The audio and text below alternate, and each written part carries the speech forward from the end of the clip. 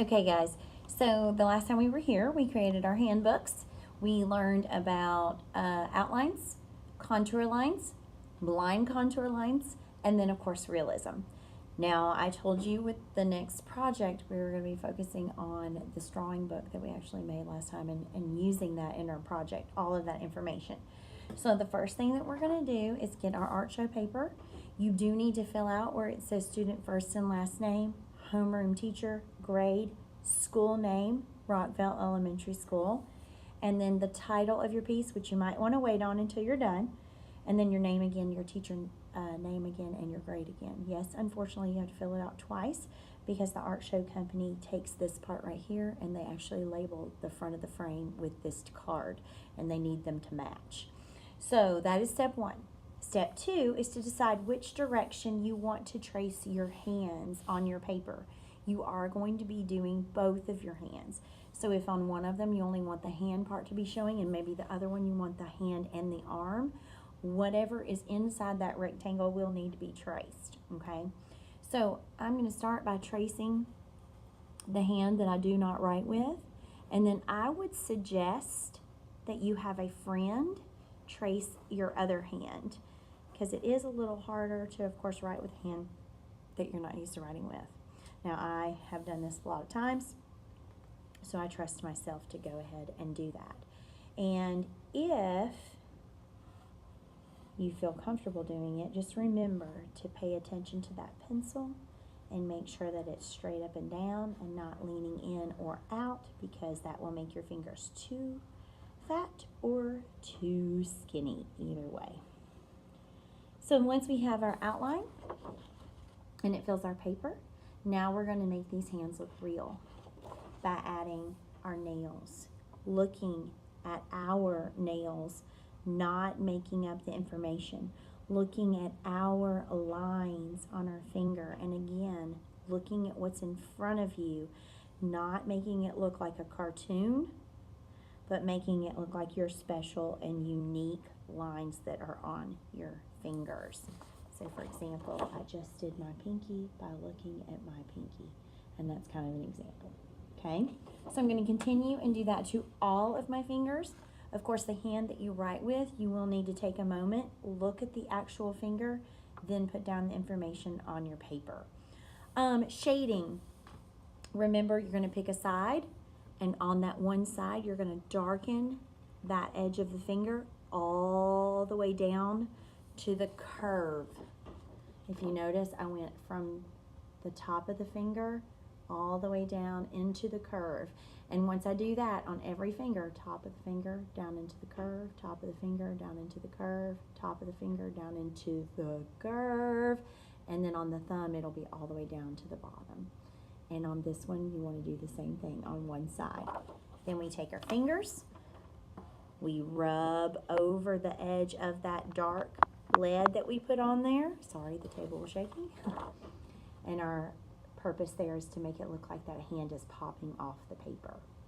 Now, let's pretend like that has been done to all 10 fingers. We are now going to pop on over to the country of India. Snip, snap. What is henna? Henna is a small flowering shrub that has many uses. The fragrant flowers are used to create perfume, and the leaves are dried and turned into a fine powder that's also used for dyeing clothes, hair, and temporarily dyeing the skin. Hence, henna tattooing. The exact origins of henna tattooing aren't clear. However, the tradition dates back as far as ancient Egypt. It was said that Cleopatra used henna to adorn her body, and Egyptians used the dye to paint the nails of mummies before they were buried.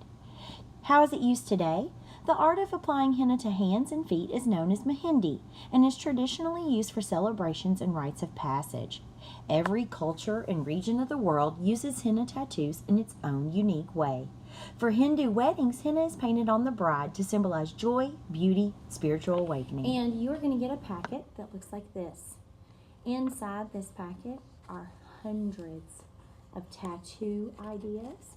We are going to pretend like we are getting henna tattoo done on our hands and our arms, whatever is on our paper.